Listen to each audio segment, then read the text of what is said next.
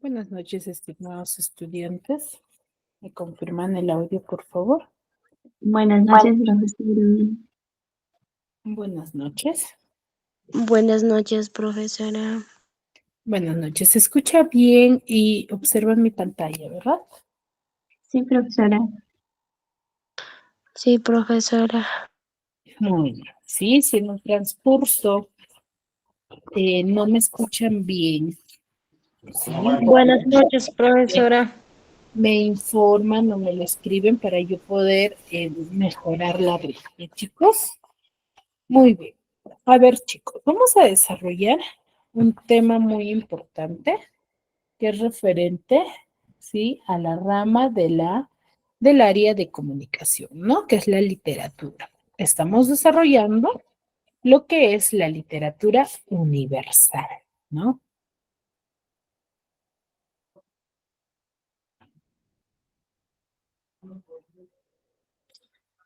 Dentro de la literatura universal tenemos diversas corrientes literarias, ¿no? Como es en el caso de el Renacimiento, ¿no? El Renacimiento es uno de los movimientos literarios que nosotros debemos de tener en cuenta al momento de analizar, ¿no? ¿Para qué nos sirve el análisis de estos o de estas corrientes literarias?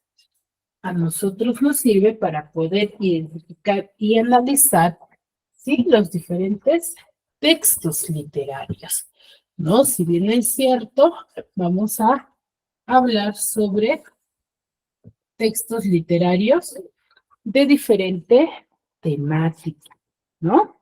Y esos son, ¿sí?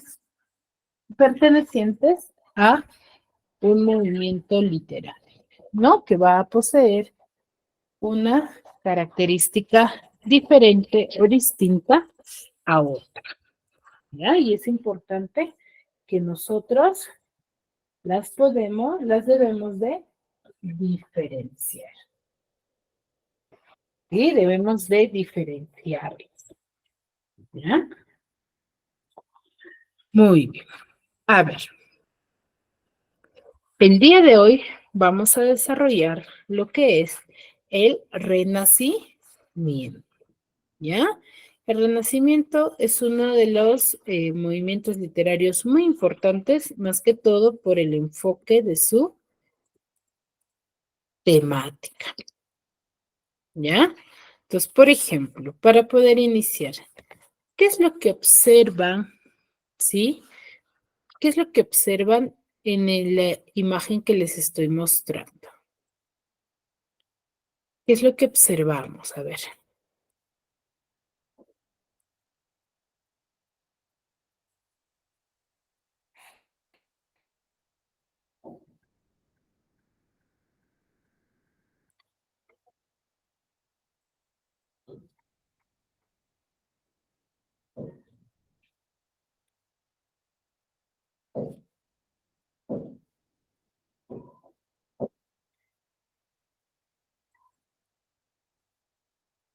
¿Qué es lo que observamos, chicos? A ver. Una persona con cuatro brazos y cuatro piernas, ya, una persona con cuatro brazos, cuatro piernas. ¿Qué más observamos?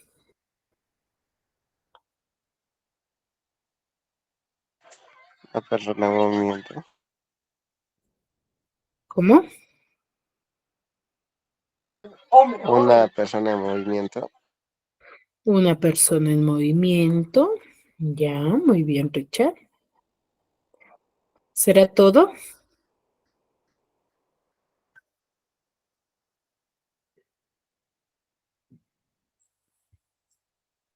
¿Qué más? ¿Qué más estamos observando?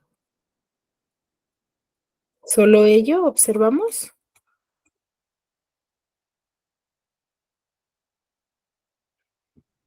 Se ve también letras, profesora, pero no se divisa tanto. Ya, letras. Pero a ver, centrémonos en el hombre.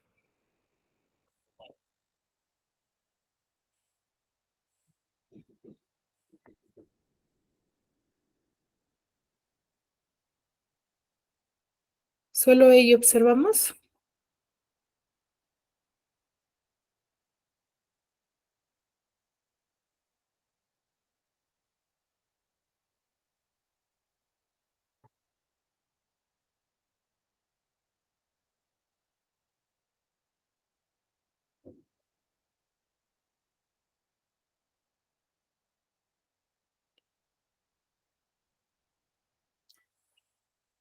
A ver, aquí en el chat está participando. De frente y a uno está de lado y como del otro del frente. Ya, ¿dónde se encuentra? Hay que ser más observadores, chicos. El hombre, ¿dónde se encuentra? Nadie me menciona ello.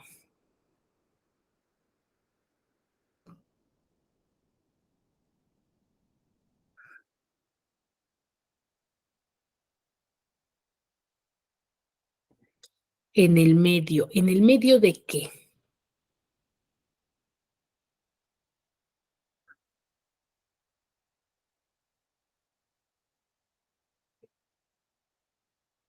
¿En una hoja? No.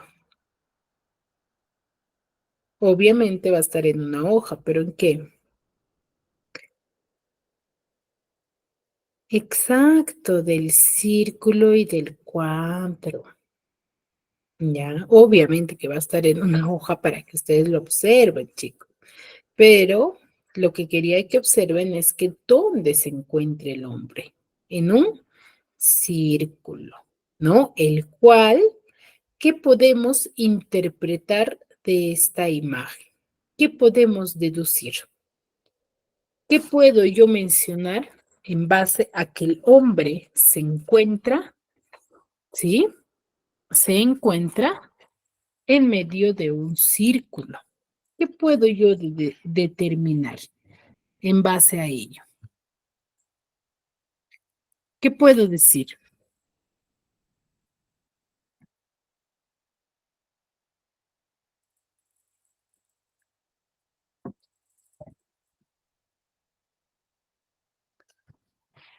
¿Qué puedo decir, chicos?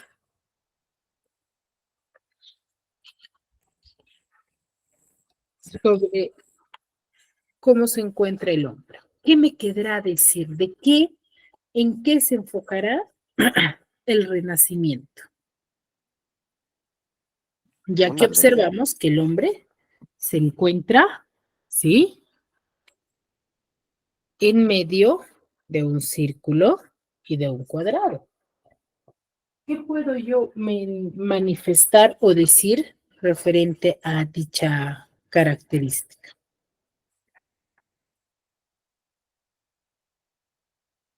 O no puedo decir nada. A ver, Paola, ¿me escuchas, Paola?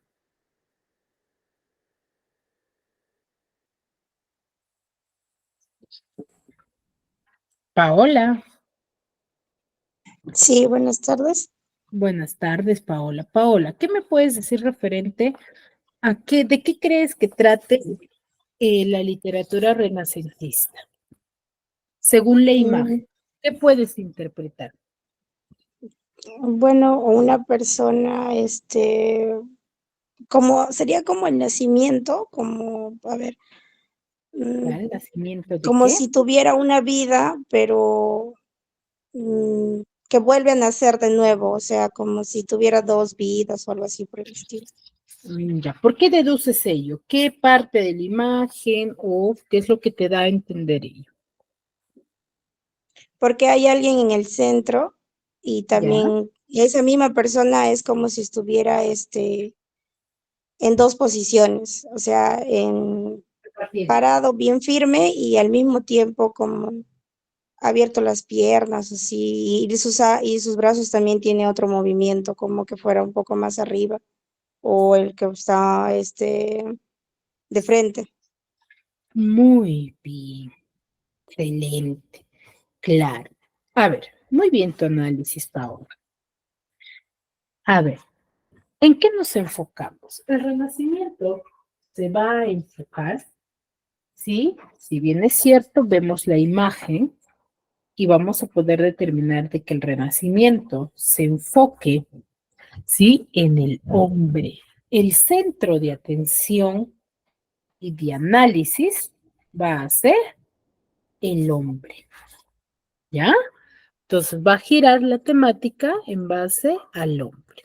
A ver, ¿qué entendemos? El Renacimiento es un movimiento artístico, cultural, que se origina en Europa Occidental y que se va a dar durante los siglos XV y los siglos XVI. ¿Ya? Son las dos etapas. Durante el siglo XV y durante el siglo XVI se va a desarrollar esta ideología. Es importante que nosotros identifiquemos la forma de pensamiento y los siglos en los cuales se desarrolla, ¿ya? Porque en base de ello vamos a poder diferenciar las demás características, ¿ya? Entonces, se desarrolla a partir del siglo XV al siglo XVI en Europa Occidental, que se da durante, ¿sí? Que se origina en esta época. Fue un periodo, dice, de transición. Entonces, si fue un periodo de transición, es un periodo en el cual va a pasar rápidamente, ¿no? Se va a desarrollar rápidamente. Durante la Edad Media y los inicios de la Edad Moderna, ¿no? Por eso es que se etapa de transición entre estas dos épocas, ¿ya? ¿Qué va a ser durante o en el intermedio de la Edad Moderna y de la Edad Media, ¿no? Como base, como significación. El Renacimiento, como va a surgir en Europa, ¿sí? Se especifica también, ¿sí? Que nace en la ciudad de Florencia.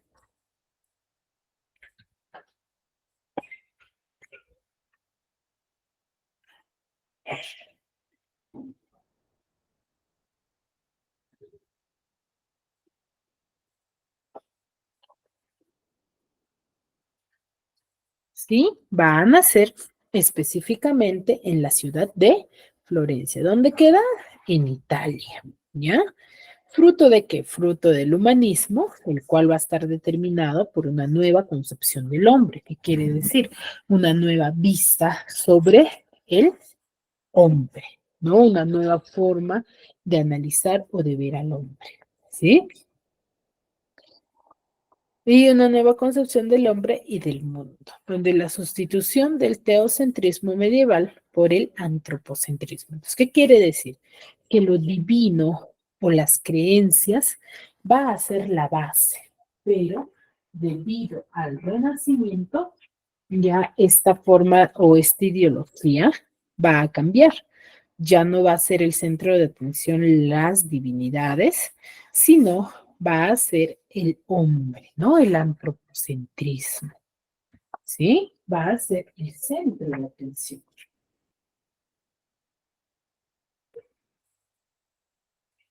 Sí, va a tener mucha significación, ¿no? En cuanto a la temática en el cual, cómo se van a venir desarrollando, ¿sí? Ahora, donde sus principales exponentes se van a hallar en el campo de las artes. Entonces, ¿qué quiere decir? Bien es cierto, hemos hablado de muchas corrientes literarias, los cuales hemos dicho que las corrientes literarias van a ser movimientos artísticos culturales. ¿Por qué decimos movimientos artísticos culturales? Porque se van a centrar no solamente en la literatura, las características que vamos a determinar, sino que esas características van a estar fijas, ¿sí? También en cuanto al, eh, a la pintura, a la arquitectura, a la música, ¿no? En todas las artes se va a enfocar, no solamente en uno, ¿sí?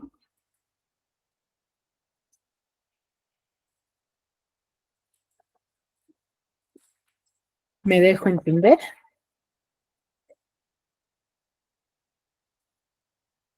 Sí. Entonces, las características van a estar en base a las diferentes corrientes artísticas, ¿sí? y no solamente en una de ellas, ¿ya? Entonces, las características que nosotros vamos a ver a continuación van a estar en base a muchas manifestaciones culturales, ¿no? Como es la pintura, la música, ¿sí? Van a contar con la misma temática, con el mismo criterio, ¿no? Con la misma característica, ¿sí? Y también se le considera como un movimiento que da vuelta a la antigüedad, ¿no? ¿Por qué vuelta a la antigüedad? Porque se va a aplicar como una vuelta a los valores de la cultura grecolatina, ¿no? A aquellas costumbres que van a tener, ¿sí? Los griegos, ¿no? En la época clásica. Entonces va a haber una revaloración de ello y a la contemplación de la libre a la naturaleza, ¿no? Cómo se manifestaba o cómo se verificaba a la naturaleza, ¿ya? Ahora, ¿qué otra característica tiene el Renacimiento? El Renacimiento, ¿sí? Va a tener las primeras manifestaciones literarias, ¿sí? Surgen en Italia y va a estar caracterizado, ¿por qué? Por la recuperación humanista de la literatura clásica greco-latina y se difunde con gran fuerza. ¿Gracias a qué? Gracias a la invención de la imprenta en el año 1450. Entonces, esta invención, este invento, va a ser muy significativo, ¿sí?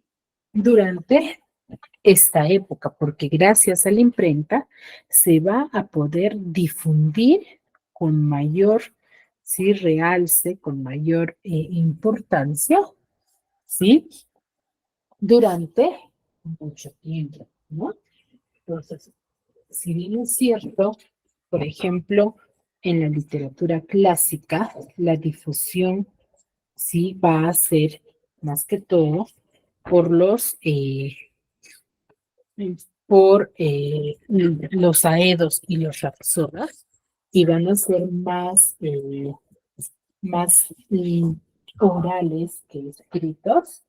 Entonces ya en esta época va a cambiar esta forma de difusión. ¿Por qué? Gracias a la invención de la imprenta, ¿no? Gracias al invento de la imprenta se va a difundir, ¿sí? Mucho más, ¿no? Se va a dar a conocer mucho más, ¿sí? Esa es la diferencia. ¿Esto es importante? Sí, los avances y los enfrentamientos, sí. Ahora, el Renacimiento se le va a conocer con el nombre, sí, famoso del Dolce Stil Nuevo, ¿no? Que en español es el famoso dulce estilo nuevo, ¿no? Que es un tipo de lírica, ¿sí? Un tipo de lírica amorosa pero culta. ¿Qué quiere decir? Que hay muchos textos líricos, pero, ¿sí? Que no demuestran o no dan a conocer un arraigo, por ejemplo, amoroso, pero a veces está lleno de soberbia, ¿sí? O de otra índole. Entonces, dentro del Renacimiento ya no va a ser esa manifestación grosera o con dobles interpretaciones, sino más bien una forma lírica. ¿Sí? Esa va a ser la característica.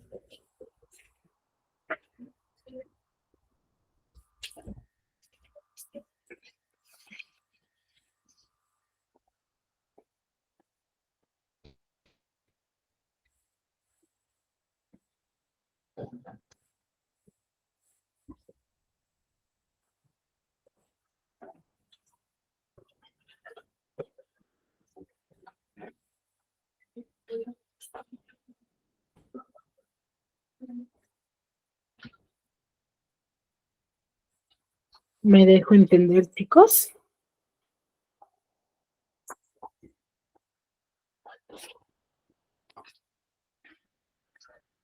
¿Sí? ¿Alguna duda hasta aquí?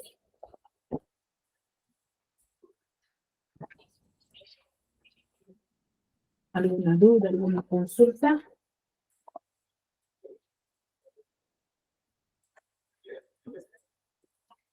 Chicos, ¿me escuchan? ¿Hasta aquí alguna duda, alguna consulta referente a este estilo literario? Sí, profesora, sí te escucho, pero no hay nada en mi pantalla. Uy, a ver, ¿quién más tiene esa dificultad o solamente su compañera?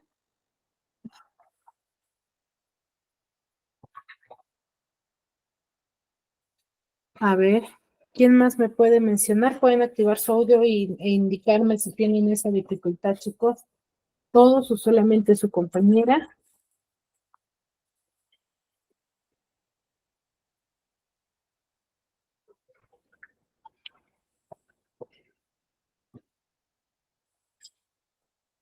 A ver, en la que tiene esa dificultad, por favor, sal y vuelve a ingresar a la clase, porque sí estoy compartiendo pantalla. Ya, mi cita, voy a salir y voy a volver a ingresar. Ajá, por favor. Muy bien. ¿Ya? Entonces les decía, ¿no? Este movimiento literario se le va a conocer con este nombre del famoso dulce estilo nuevo, ¿no? Que es una forma nueva de lírica, de la presentación lírica, pero una presentación lírica amorosa, pero culta, ¿no? Esa va a ser la diferencia entre esta manifestación literaria.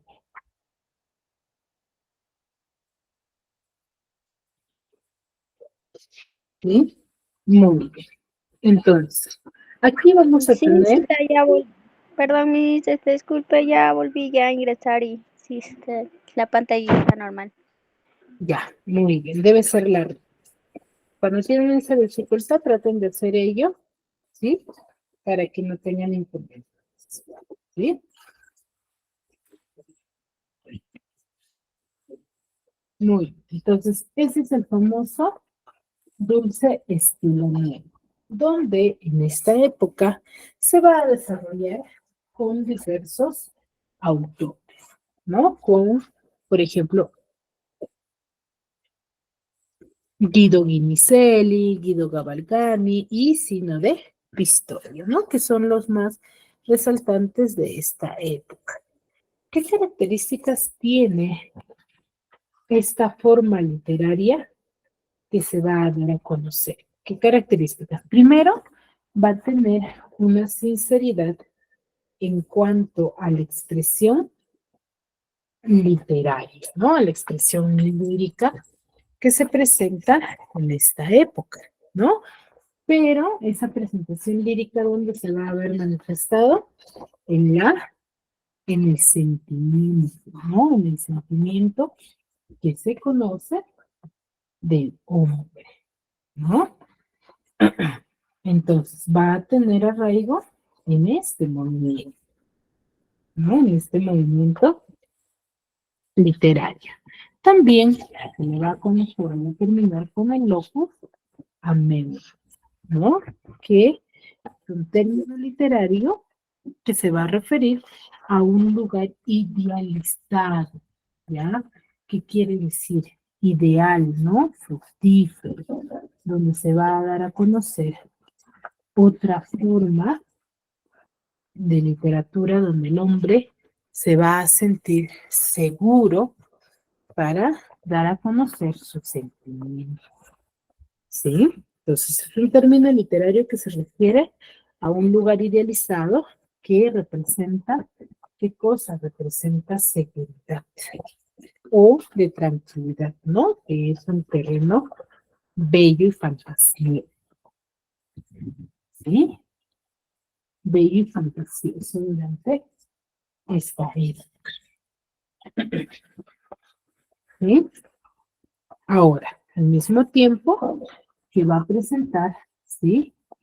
Un lleno de musicalidad, suavidad, elegancia y eufonía en la expresión formal de su texto, ¿no? El amor concebido como una de las experiencias trascendentales, ¿sí?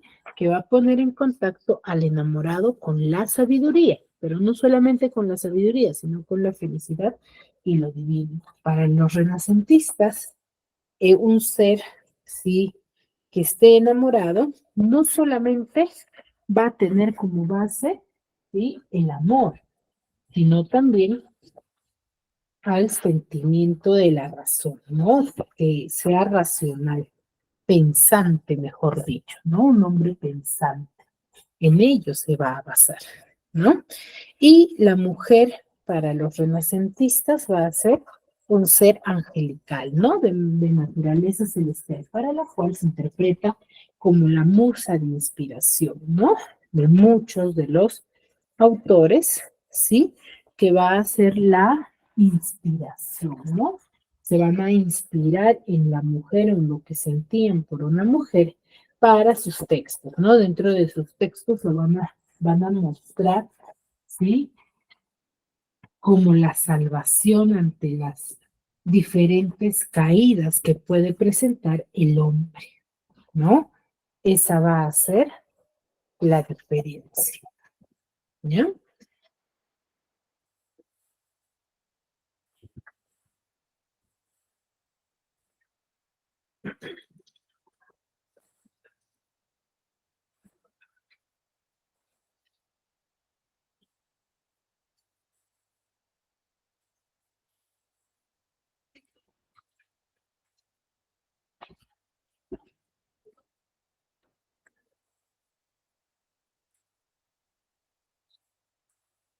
¿Sí? Esa es la diferencia. Ahora, ¿quiénes son los representantes? Uno de los tantos representantes que nosotros vamos a tener va a ser Dante Alighieri. Dante Alighieri es nacido en Florencia en el año 1265 y fallece en Ravenna en el año 1321. Él es gran representante de este movimiento literario, ¿sí? Por su pensamiento humanista, ¿no? Él escribe en lengua vernácula, que quiere decir en la lengua nativa, ¿sí? De Florencia de Italia, ¿sí? El cual va a dar un decisivo impulso como lengua de expresión literaria, ¿no? Como lengua que se debería manifestar. Y con el tiempo se va a hacer lengua nativa u originaria, ¿sí? Italiana, ¿no? Ya con el tiempo va a ir perfeccionando, ¿no? Entonces va a ver como característica principal, ¿no? Él va a tener ese avance, ¿no? Una de sus grandes obras literarias es la famosa Divina Comedia, ¿sí? Quien va a tener diversos, va a ser característico por su forma de escritura y por la forma de presentarse, ¿sí? En sus escritos, ¿no? Él narra la historia prácticamente de él mismo, que nos cuenta que va acompañado de uno de sus grandes, de quien él tenía admiración, que es uno de los eh, poetas latinos al cual él admira mucho, ¿no?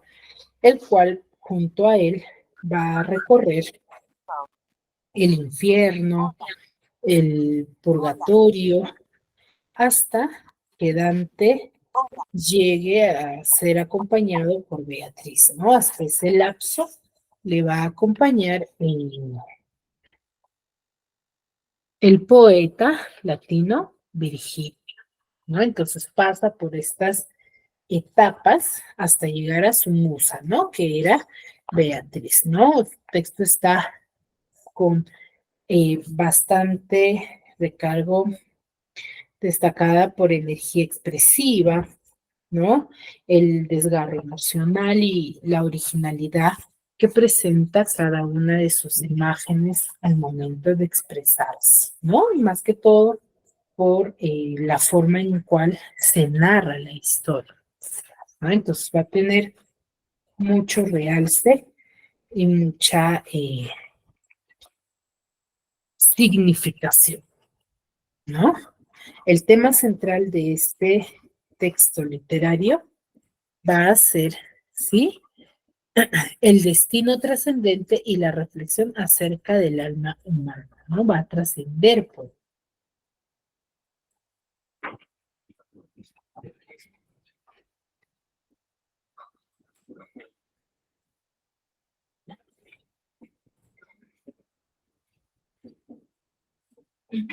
Ahora, ¿qué más observamos? ¿Sí? ¿Qué más observamos? Geoffrey Chaucer es otro de los autores que nace en el año 1343 y muere en el año 1400 en Londres. Él es otro de los manifestantes literarios de la época que nos va a narrar también diferentes aspectos literarios, ¿sí?, que signifiquen mucho la época, ¿no? Que simbolicen mucho a la época, ¿no? Lleno de sus características significativas, ¿no? Él es un innovador lingüístico que es considerado como el padre de la poesía, de la literatura inglesa moderna, ¿no? Se le considera como él. Su éxito va a estar topado en base, ¿sí?, a una lírica y a una literatura distinta y diferente, ¿no? De acuerdo a su temática principal, ¿no? Entonces, su éxito va a tener por el lenguaje, puede ser visto como parte de una tendencia histórica general, ¿no? El cual va a ser la creación de una literatura vernácula, siendo el ejemplo de Dante en muchas partes de Europa, ¿no? Dante va a ser el ejemplo de muchos de los escritores, ¿no?, de esta época. Y va a significar mucho, ¿no?, la forma de literatura que él posee, ¿no? Entonces va a desarrollarse diferentes formas de pensamiento. Él narra sus historias en cuentos, ¿sí?, por un grupo de personas, ¿sí?, que, o mejor dicho, llamados peregrinos, que viajan desde Southwark a Canterbury. ¿Para qué? Para visitar el templo sagrado de Santo Tomás de Becket, ¿no?, en la Catedral de Canterbury. Otro de los escritores significativos va a ser Francois Villon, quien nos cuenta, ¿sí?, que nace en París y desaparece en el año 1463, ¿no?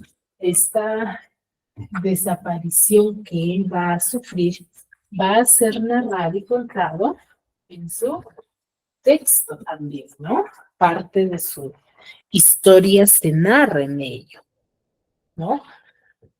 Entonces se dice que él va a ser siempre un marginal. Entonces, ¿por qué? Porque él dotaba o manifestaba que era discriminado, ¿no?, por muchos de los autores, por muchos de los amigos que él tenía a su alrededor, ¿no? Entonces, debido a esas características, él va a considerar ser discriminado, ¿sí?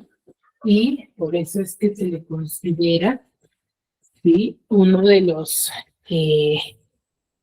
ilustres y genuino precursor de la poesía maldita, ¿no? Él no renueva la poesía, ¿sí?, a su tiempo, sino que va a dar, ¿sí? Ay, ¿qué pasó? ¿Sí? Sino, ay, que va a dar o va a tener diversos, ¿sí?, antecedentes, ¿no?, motivos heredados de la cultura medieval, que él va a conocer a la perfección, ¿no?, y los va a animar con su propia y original personalidad, ¿no? Es por ello que narra la historia o nos cuenta la historia de la balada de los ahorcados, ¿no?, el cual está escrita cuando él esperaba su ejecución en la horca, donde su vida va a tener como referencia la Guerra de los 100 años y su cortejo de brutalidades, hambruna y epidemias que contraía esta época, ¿no? Entonces, él es acusado de asesinar al religioso Philippe Sermois, quien va a ser obligado a huir de París. Después, él es perdonado. En este transcurso, ¿sí?, del tiempo, se va a perder rastro de él, ¿no? Entonces, al ser obligado a huir de París, ¿sí?, él va a regresar al crimen y vuelve a ser encarcelado. Él es torturado y condenado a la horca, pero en el juicio va a ser apelado, donde la pena va a ser conmutada por 10 años de destierro, ¿no?, de París. Y se va a perder su rastro después de ese evento, ¿no? Y es lo que se narra en esta historia, ¿no? Aquí tenemos varios representantes literarios de esta época, como Garcilaso de la Vega, Tomás Moro, Nicolás Maquiavelo, Montaigne y William Shakespeare, ¿no? Que son uno de los grandes representantes, ¿no? William Shakespeare nace en Inglaterra en el año 1564 y es conocido dentro de la literatura como el Cisne de Abo, ¿no?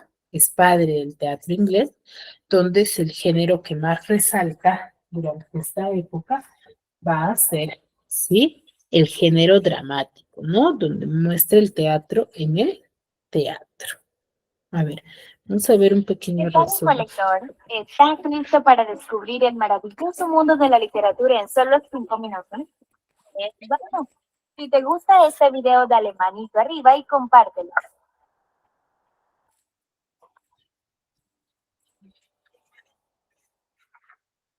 Presta atención, porque te hablaremos de una de las etapas más relevantes de nuestra historia moderna.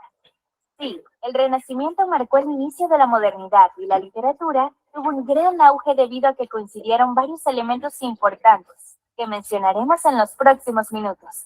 Así que no te vayas a ningún lado, pues sabemos que aprenderás de una forma fácil. El Renacimiento fue un periodo en el que la humanidad volvió su mirada hacia sí misma. Esto ocurrió entre los siglos XIV y XVI, aunque algunos autores lo extienden hasta el siglo XVII. Durante los 10 siglos anteriores de la Edad Media, el componente místico-religioso fue el protagonista. El hombre elevó su mirada hacia lo divino y gran parte de la literatura tenía un matiz moralizante. Resulta que a partir del Renacimiento todo cambió. Podríamos decir que hubo una especie de reseteo en las artes, la ciencia y la política. El hombre se convirtió en el centro de interés, por lo que el autoconocimiento era indispensable. Se afirmaba que los seres humanos eran el reflejo de Dios y por eso eran dignos de atención y admiración. En la literatura esto se expresaba en torno al tema del amor, un amor idílico, muchas veces platónico e imposible. Además, contemplar la perfecta naturaleza humana era motivo de regocijo. Quizás por eso hubo un retorno hacia lo clásico y a la cultura grecorromana, donde había una suerte de libertad y valores que estaban muy lejos de la tradición cristiana. Sin embargo, no se puede decir que el Renacimiento fuera un periodo anticristiano, pues simplemente una renovación en la forma en que se concebía a Dios y al hombre. La figura de la mujer fue idealizada. Por lo general, se mostraba como un ser delicado, puro y de una belleza perfecta, al punto que sufría una presencia inalcanzable para su amor. ¿Encuentras la descripción de cliente que hacía Shakespeare? Una escritura más o en un sentido muy humorístico, que escribiría Dulcinea, la amada del Quijote, una mujer que no tenía comparación con ninguna otra, de acuerdo a la mirada trastornada de Alonso Quijano. Este es un rasgo clave de la literatura renacentista. Hubo otros acontecimientos importantes que marcaron un antes y un después en la literatura gracias al Renacimiento, como por ejemplo, el descubrimiento del Nuevo Mundo. Las Indias dieron un nuevo impulso a Europa y un motivo más para admirar las hazañas que los seres humanos podían llevar a cabo. Por otra parte, el desarrollo de la imprenta facilitó la difusión de las obras literarias. Reproducirlas y hacerlas llegar a otras latitudes era mucho más sencillo. Y cómo no mencionar el protagonismo progresivo de las lenguas vernáculas y romances que fueron sustituyendo al latín de manera inevitable. Ahora se podían disfrutar las obras en las lenguas que el pueblo entendía bien, en un lenguaje claro y sencillo que facilitaba su lectura. En España se marcó el inicio de la novela moderna, gracias a Cervantes y su Don Quijote de la Mancha, un acontecimiento que sin duda fue extremadamente importante para la literatura. El siglo de oro español, con lo mejor de las letras de ese país, fue el fruto de ese cambio de visión renacentista y la renovación de los intereses en el arte. Tampoco podemos dejar de mencionar que una de las principales atracciones de la literatura renacentista fue la poesía lírica, la cual nació en este periodo. El amor idílico expresado en sonetos con una sensibilidad extrema fue característico de la lírica. Francesco Petrarca fue uno de los poetas más destacados en este género.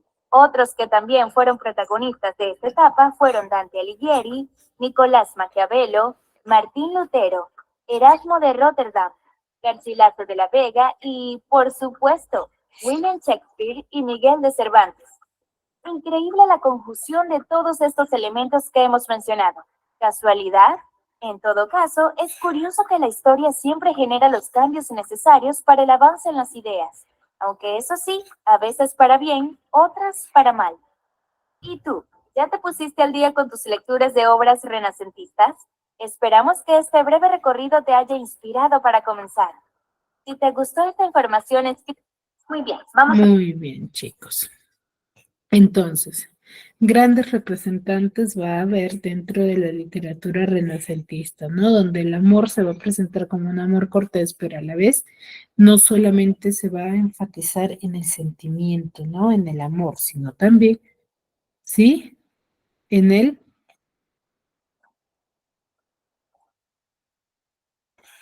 amor, pero con una combinación de raciocinio, ¿no?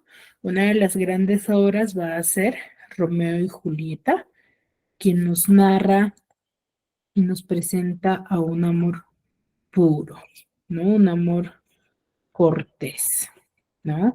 Cuenta con 5 actos donde se va a hablar sobre la pasión juvenil que va a sobrepasar las diferentes clases sociales, ¿no? De las familias que van a ser enemigas durante esta época. Son los Capuleto y los Montesco, ¿no? Aquí Romeo conoce a Julieta en una fiesta en la casa de ella, ¿no? Y a partir de ese momento van a quedarse enamorados. Ya en el tercer acto nos narra donde Romeo y Julieta se van a casar en secreto y después van a venir las muertes, ¿no? De Mercurio Teobaldo, el cual va a ser aludido a Romeo, por el cual va a ser obligado a irse, ¿no? A ser desterrado. Y teme por no volver a ver a Julieta, ¿no? Entonces, él al ser desterrado, planifican con Julieta el encuentro, ¿no? Donde Romeo va a ser avisado de la supuesta muerte de Julieta, ¿sí? Pero y retorna a Verona. Pero Romeo, creyendo que Julieta había muerto, ¿sí? Se toma el veneno y Julieta ahí en ese instante despierta, ¿no? Pero se suicida también porque con la daga de Romeo, porque Romeo está falleciendo, ¿no? Debido a esa mala comunicación sucede ello, ¿no? Y ya debido a estas muertes es que se reconcilian las familias enemigas, ¿no? Los Capuleto Muy bien, y vamos. los Montesco.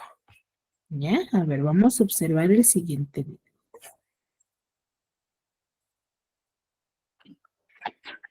En Verona, una ciudad del interior de Italia, vivían dos familias que se odiaban entre sí. La enemistad venía de lejos y sus diferencias parecían irreparables. Eran los Capuleto y los Montesco. Lo que ninguno se esperaba era que sus descendientes se enamoraran. Romeo, hijo de los Montesco, se había fijado en la hija de los Capuleto, aunque no había tenido oportunidad de conocerla. Para hacerlo, decidió colarse en una fiesta organizada por la familia rival. Se puso una máscara para no ser reconocido y allí por fin la tuvo frente a frente. Antes le parecía bella, pero en ese momento quedó completamente enamorado. Julieta era un sueño para él, y él también lo fue para ella, que nada más verlo preguntó de quién se trataba. Esa misma noche, la joven salió al balcón para proclamar su amor por Romeo. Lo hacía aún sabiendo que su unión era prácticamente imposible debido a las disputas familiares. Lo que ella desconocía era que su amado se había colado en el jardín de su casa y estaba escuchando aquella declaración de amor. Se reunieron y acabaron de confesarse ese profundo aprecio. Al poco tiempo,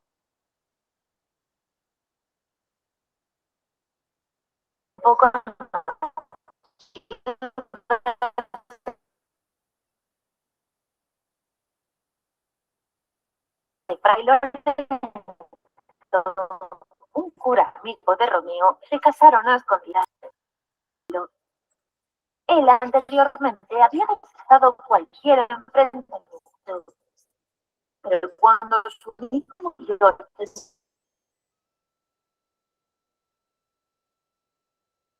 vio obligado a intervenir y acabó con la vida, como se quería condenarlo y tuvo que abandonarla. Al mismo tiempo, todos descubrieron su matrimonio secreto con Julieta y la situación se complicó. Los padres de ella no aprobaban el enlace y la obligaron a aceptar casarse con París, un reputado noble. Julieta accedió. Pero la noche anterior al enlace se bebió un narcótico para simular que estaba muerta. Fray Lorenzo había acordado con ella avisar a su amado del engaño. Así esperaba poder escaparse con Romeo. Pero el cura no pudo trasladar el mensaje. Y Romeo pensó que la muerte de Julieta era real. No soportó el dolor, así que decidió comprar un peligroso veneno y se lo tomó en la misma tumba de su esposa. Cuando Julieta se despertó, vio a su amor a su lado, muerto. Aunque el sacerdote le dijo que se escondiese en algún convento, ella no quería vivir sin él, así que acabó también con su vida. Las familias encontraron los cuerpos de ambos y Fray Lorenzo les contó toda la historia. En ese momento, por fin entendieron el profundo amor que se tenían sus hijos y sellaron la paz entre familias. ¡Ay, tic-tackers! ¡Qué historia tan triste! Seguro que ya conocíais Romeo y Julieta, un clásico del teatro que escribió William Shakespeare entre 1593 y 1594. En este caso podemos decir que la obra superó al autor en popularidad, ya que ha ido pasando de generación en generación. Tantos años después, todos seguimos conociéndola. Se cree que el reconocido autor se inspiró en una obra de 1530, de Luigi Porto. Curiosamente, la historia novelada de dos nobles amantes también se ubica en Verona, y los protagonistas son las familias Montesco y Capuleto. Muy bien. Entonces, si vemos aquí muchos de estas expresiones que se han ido formando dentro de este movimiento literario, se muestra, ¿no?, al amor que sobrepasó diversas batallas referentes a los obstáculos de la época, También ¿no? Otro de las grandes obras literarias, sí, de Shakespeare es Hamlet, quien ya no se enfoca quizás mucho en el amor y donde lo real se va a hacer la duda y la venganza, ¿no? También es una tragedia, recuerden que él es un gran manifestante del teatro y es una tragedia de 5 actos en el que va a describir la vida de Hamlet, que era un príncipe, que se va a encontrar con el fantasma de su padre, ¿no? Y le va a indicar que la reina Gertrudis y su hermano Claudio lo habían envenenado, ¿no? Para ello ya la reina Gertrudis con el hermano ya se habían casado, ¿no? Entonces, para descubrir todo esto, que a Hamlet le invadía mucho la duda, finge estar loco, ¿no? Y con unos actores cómicos representan una obra llamada La muerte de Gonzaga, ¿no? En donde un rey es asesinado, ¿no? Aquí Hamlet va a la habitación de su madre a reclamarle, ¿no?, por lo que vio. Pero, ¿por qué? Porque en el transcurso del acto va a observar, ¿sí?, las actitudes de su madre de su tío, ¿no? El cual ya les aludía o podía determinar él que eran los culpables, ¿no? Entonces, debido a ello, le va a reclamar a su madre, ¿no? Entonces, ahí, pero Polonio es quien va a llegar antes, ¿no? Al lugar y se va a esconder detrás de la cortina, donde Hamlet va a pensar que es el nuevo rey Claudio y lo mata. Pero Polonio era el padre de la mujer a la cual Hamlet estaba enamorado. Entonces, que era Ofelia, ¿no? Entonces, Ofelia, debido a este suceso, pierde, ¿sí? Pierde la razón, ¿sí? Y muere ahogada, ¿no? Es por ello que el hermano de Ofelia regresa, ¿sí? De Francia y al enterarse de lo sucedido con su padre pide venganza. Entonces se va a aliar con Claudio y van a plantear el juego de espadas, ¿no? Y aquí va a darse la muerte de Laertes, ¿no? Gertrudis y Claudio, ¿no? Planifican toda una estrategia en la cual Laertes tenía que dañarle con la daga, ¿sí? Con la espada envenenada, pero no logra, sino que hay un juego de espadas donde cae la espada a Laertes, ¿no? Y viendo ello, Claudio también elaboró una copa con veneno, pero la que Gertrudis se toma, ¿no? Y finalmente muere también Hamlet porque la espada le había chocado, ¿no? A ver, vamos a ver.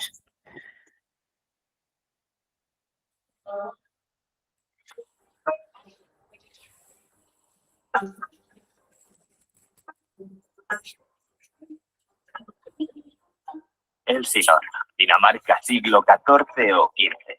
El rey ha sido asesinado y su esposa se ha casado con Claudio, hermano del soberano. Es de noche y los centinelas hacen guardia en el castillo de Elsinor. Con ellos aparece Horacio, el mejor actor de Hamlet, hijo del rey asesinado. Los centinelas intentan convencer a Horacio de que han visto al fantasma del rey cuando este aparece de nuevo. Más tarde, Horacio se lo cuenta a Hamlet y este decide ir al lugar de las apariciones para verlo él mismo. El fantasma del rey se presenta ante Hamlet y le cuenta que su tío Claudio, el tío de Hamlet, lo asesinó vertiendo veneno en su oído mientras dormía.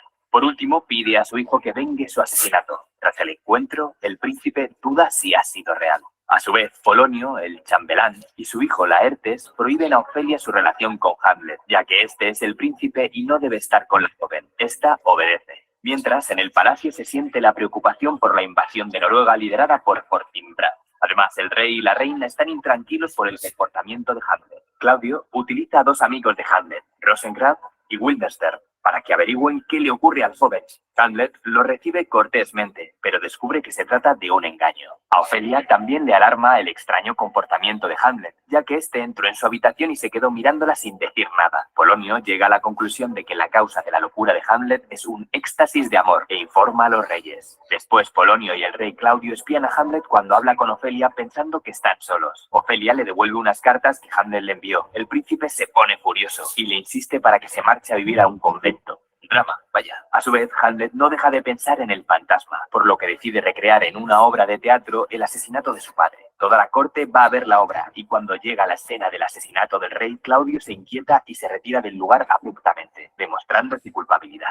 Claudio, temiendo la locura de Hamlet, decide enviarlo a Inglaterra. Antes, la reina se reúne con su hijo para tratar de comprender su conducta. En esta conversación, Polonio se oculta tras una cortina para espiar y contárselo a Claudio. Hamlet reprocha a su madre el matrimonio con su tío. En ese momento escucha un ruido detrás de la cortina y pensando que es el rey, lo apuñala, causando la muerte de Polonio. Después aparece el fantasma y Hamlet le habla. Sin embargo, la reina no puede verlo ni oírlo y asume que el príncipe está totalmente loco. Finalmente, Hamlet se lleva el cuerpo de Polonio y lo oculta. Más tarde, parte hacia Inglaterra. Ofelia enloquece y comienza a desvariar y cantar, mientras su hermano Laertes regresa de Francia para vengar la muerte de su padre. Claudio delata a Hamlet. En ese momento llega una carta de Hamlet en la que cuenta que su barco fue atacado por piratas, por lo que ha retornado a Dinamarca tras ser liberado. Por este motivo, el rey y Laertes planean una pelea contra Hamlet, en la que Laertes tendrá una espada envenenada para así tener más posibilidades de matarlo. En caso de que fallara, Claudio ofrecerá a Hamlet una copa de vino envenenada. Luego llega la reina para informar de que Ofelia se ha suicidado ahogándose en un río.